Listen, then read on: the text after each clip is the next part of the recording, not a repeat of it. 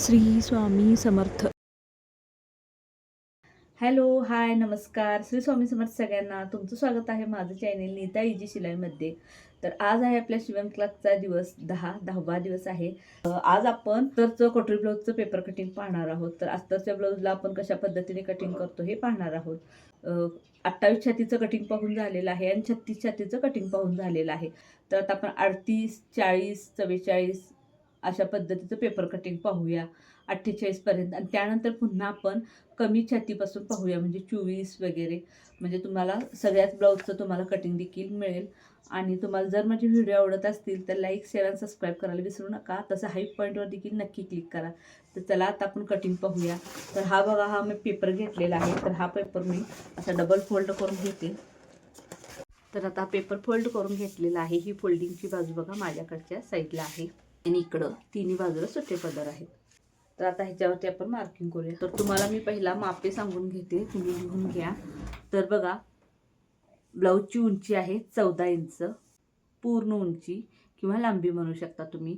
मागील गळा आहे 9.5 इंच, आही आहे 3.5 इंच, दंडघेर आहे 6.25 इंच, आणि ब्लाऊजची छाती आहे 38 इंच, पुढील गळा आहे 5.5 इंच, कटोरीचं माप आहे 6.25 इंच, आणि कंबर आहे 32 इंच, आणि शोल्डर इथं 5.5 इंच घेतलेला आहे. तर बघा, ब्लाऊजची उंची आहे 14 इंच. तर हा डबल पेपर आहे. डबल पेपरावरचे आपण मार्किंग करणार आहोत. तर इथं 14 इंचावर असा पॉईंट देऊया. त्यामध्ये 1 इंच मार्जिनसाठी घ्यायचं आहे, म्हणजे एकूण झालं आपलं 15 इंच.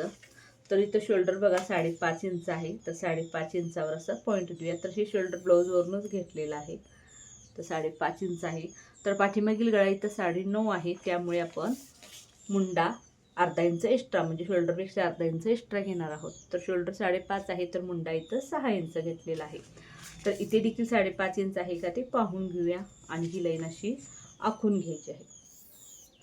त्यानंतर बघा, ब्लाऊजची छाती आहे 38 इंच. तर 38चा चौथा भागा 9.5 इंच होतो.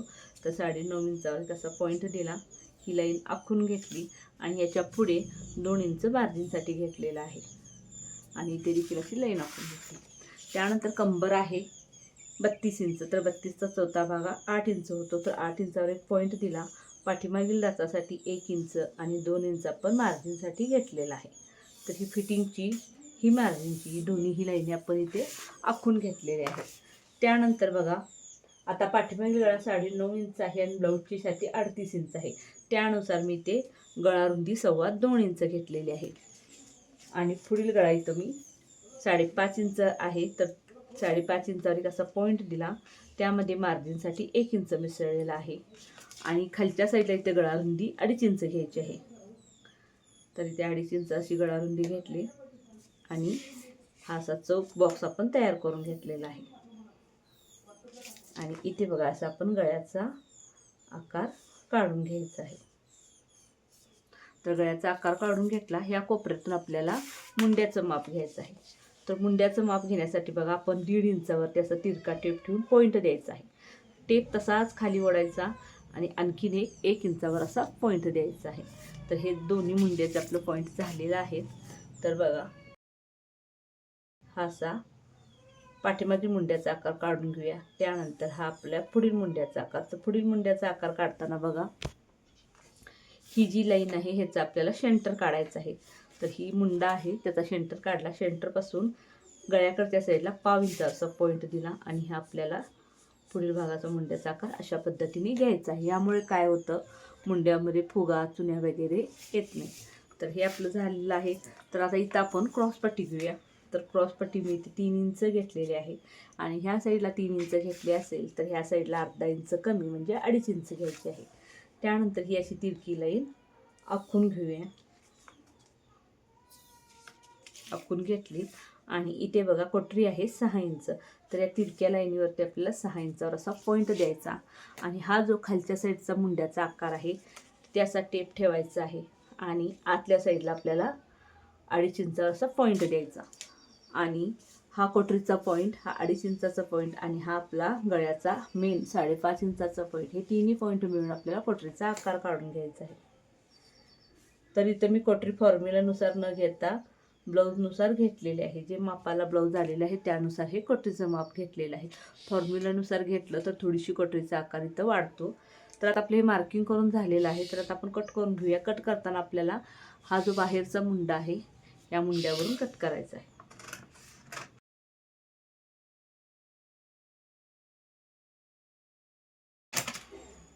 तर हे आपलं कटिंग करून झालेलं आहे. आता हे दोन भाग आपण वेगळे करून घेऊया. तर हा आपला पुढील भाग आणि हा पाठीमागचा भाग. पहिला आपण पाठीमागचा भाग तयार करून ठेवून देऊया, कारण इथं फक्त आपल्याला गळ्याचा आकार घ्यायचा आहे आणि डाच. तर इथं बघा गळा रुंदी 2.25 इंच घेतलेली आहे आणि पाठीमागील गळा आहे 9.5 इंच. तर मार्जिनसाठी अर्धा इंच घेतला तर झालेला आहे 10.5 इंच.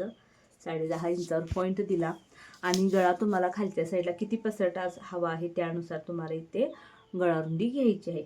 तर इथे बघा छातीनुसार मी 3.5 इंच खालच्या साईडला गळा रुंदी घेतलेली आहे.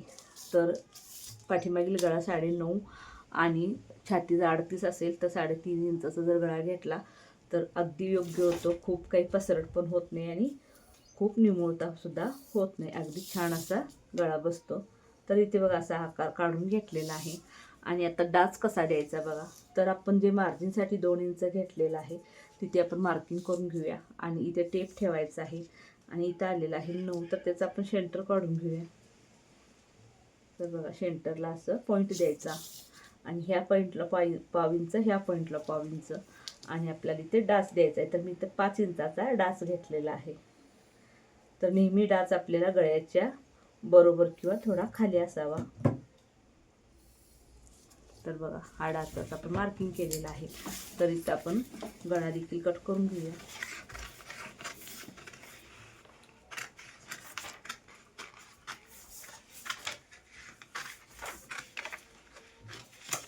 तर बघा आता आपला पाठीमागील भाग पूर्ण तयार झालेला आहे. तर आता पुढील भाग पाहूया. तर आता आपण ही कट करून घेऊया.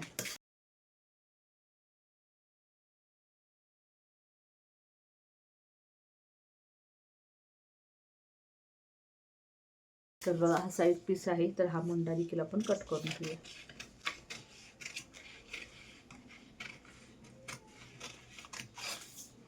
तर इथे बघा खालच्या साईडला थोडंसं असं तिरकं कट करायचं आहे आणि पाठीच्या भागामध्ये देखील इथून असं आपल्याला इथपर्यंत थोडंसं तिरकं कट करून घ्यायचं आहे.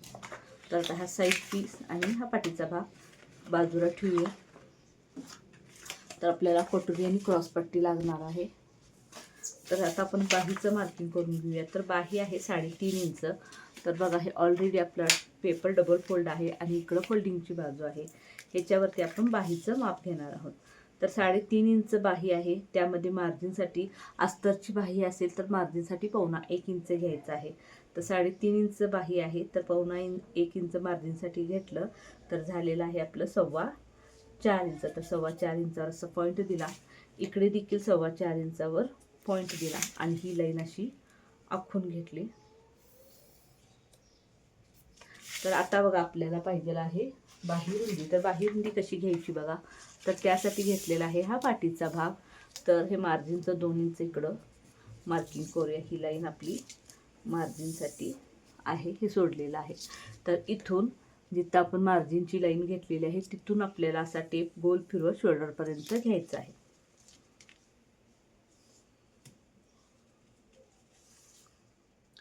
तर बघा हे आलेलं आहे आपलं 8.5 इंच. तर आता आपली गळा रुंदी असणार आहे 8.5 इंच. तर इथं 8.5 इंचावर असं पॉईंट देऊया. पॉईंट दिला त्यानंतर बघा इथून खाली आपल्याला मुंडाखुली घ्यायची आहे. तर 3.5 इंच आपली बाही आहे.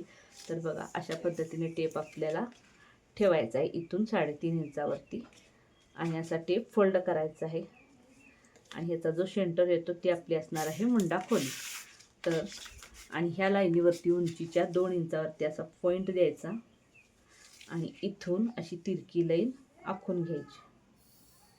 तिरकी लाईन आखून घेतली त्यानंतर इथून पुढे 2 इंच मार्जिनसाठी घ्यायचं आहे. तरी मार्जिनसाठी 2 इंच घेतलं तर दंडघेर आहे 6.25 इंच. त्यामध्ये 2 इंच मार्जिनसाठी आणि ही फिटिंगची आणि मार्जिनची दोन्ही लाईनी आखून घेतल्या. इथं थोडासा असा गोलाकार आकार द्यायचा आणि इथं थोडासा गोलाकार आकार द्यायचा म्हणजे बाहीचा आकार झालेला आहे. आता इथून इथपर्यंत जितकं अंतर आहे त्याचं आपल्याला काढायचं आहे सेंटर. तर बघा सेंटर काढला, सेंटरपासून खाली अर्धा इंच पॉईंट दिला आणि इथे आपल्याला बाहीचा पुढील भागाचा आकार असा काढून घ्यायचा आहे. तर आता आपली 3.5 इंचाची बाही तयार झालेली आहे. तर कट करून घेऊया.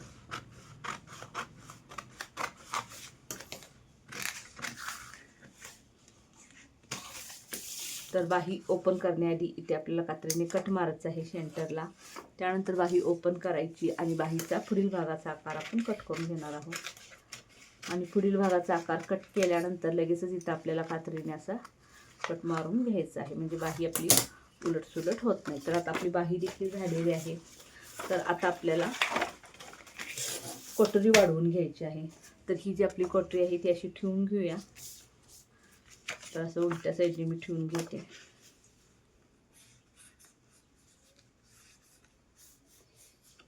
तर बघा ही जी कटोरी आहे अशी ठेवून घेतली.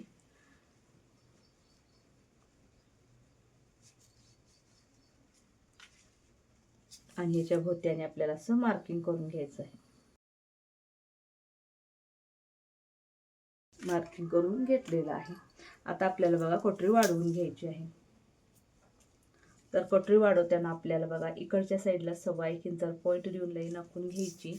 तसेच सेम ह्या साईडला सुद्धा 1.25 इंचावर पॉईंट देऊन ही लाईन अशी आखून घ्यायची. आणि इथून इथपर्यंत जितका अंतर आहे त्याचा सेंटर काढायचा. सेंटरला एक पॉईंट द्यायचा आणि पॉईंटपासून खाली बघा 1.5 इंचावरती एक पॉईंट द्यायचा. तिथं 1.5 इंच आलेला आहे. आणि ही तिरकी लाईन अशी आखून घ्यायची. त्यानंतर बघा इथून इथं अर्धा इंचावर एक पॉईंट द्यायचा आणि इथून हा आकार आपल्याला असा 1.25 इंचापर्यंत आणून जॉईंट करायचा आहे. तर हा कटोरीचा आकार असा काढून घेतला आणि इकडच्या साईडला बघा 1.5 इंचावर असा पॉईंट दिलेला आहे. आणि इथे अशी ही तिरकी लाईन आखून घ्यायची.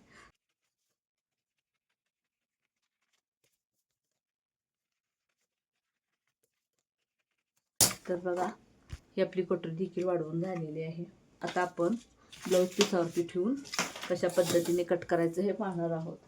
त्यासाठी बघा असा ब्लाऊज पीस ठेवून घेतलेला आहे.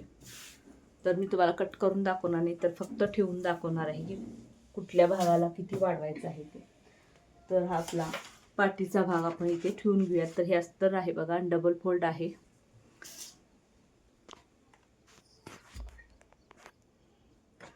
तर बघा इथे असं आपल्याला त्या फोल्डिंगच्या बाजूवरती इकडे दुमडलेली साईड आहे त्याच्यावरती हा पाठीचा भाग असा ठेवून घ्यायचा आहे. अगदी व्यवस्थित असा ठेवून घ्यायचा आणि ह्याच्या भोवत्याने आपल्याला चॉकने मार्किंग करून घ्यायचं. तर बघा आपला पाठीचा भाग मार्किंग करून झालेला आहे. तर आता बाकीचे भाग बघा. तर इथे मी बाही ठेवून घेते. तर बाहीच कटिंग करताना कशा पद्धतीने कट करायची आहे बघा. तर जो खालचा अस्तरचा भाग आहे तो अर्धा इंच आपल्याला एक्स्ट्रा इथं खालच्या साईडला सोडायचा आहे आणि त्याच्यावरती अशी बाही ठेवायची आहे. पाठीच्या भागामध्ये आपण सेम आहे तसं घेतलेलं आहे, कुठेही काही वाढवलेलं नाही. फक्त बाहीमध्ये आपल्याला अर्धा इंच असं खालच्या साईडला एक्स्ट्रा लागणार आहे, तर ते वाढवून घ्यायचं आहे. तर ही अशी पूर्ण आपल्याला बाही कट करून घ्यायची आहे. त्यानंतर कटोरी बघा अशी ठेवताना आपल्याला असं तिरक्या भागामध्ये हा गोलाकार भाग येईल अशा पद्धतीने ठेवायची आहे. अशी सरळ ठेवायची नाही किंवा अशी देखील सरळ ठेवायची नाही, तर अशी तिरकी ठेवायची आहे, जेणेकरून अशा पद्धतीने कटोरीचा हा गोलाकार भाग येईल. तर ह्याच्या भोवत्याने देखील सेम आहे तसं मार्किंग करून घ्यायचं. इथंही कुठेही वाढवायचं वगैरे नाही, फक्त आता आपण बाहीला वाढवलेलं आहे. कटोरीचा देखील आकार मार्किंग करून झालेला आहे. आणि हा आपला आहे साईड पीस. तर इथे बघा मी साईड पीस असा ठेवून मार्किंग करून घेते. तर साईड पीस देखील जसा आहे तसा मार्किंग करायचा. इथं आपल्याला कुठेही वाढवायचं नाही. तर बघा साईड पीसचं देखील मार्किंग करून झालेलं आहे. तर आता आपल्याला क्रॉसपट्टीचं मार्किंग करायचं आहे. तर ही आपली क्रॉसपट्टी आहे. तर क्रॉसपट्टी कट करताना देखील बघा हा जो अस्तरचा भाग आहे तो अर्धा इंच आपल्याला असा एक्स्ट्रा ठेवायचा आहे, जसं आपण बाहीला घेतला होता त्या पद्धतीने.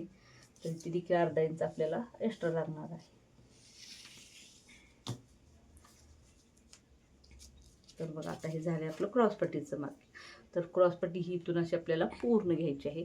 बाही देखील इथून आपल्याला अशी ही पूर्ण घ्यायचं आहे. तर हे सगळं मार्किंग करून झालेलं आहे, तुम्ही बघू शकता. तर सेम ह्या पद्धतीनेच तुम्हाला कटिंग करायचं आहे. तर व्हिडिओ कसा वाटला मला नक्की कमेंट करा, आणि व्हिडिओ आवडला असेल तर लाईक शेअर आणि सबस्क्राईब करायला विसरू नका. तसेच हाईप पॉईंटवर देखील नक्की क्लिक करा. तर चला भेटूया पुढच्या व्हिडिओमध्ये. Bye bye.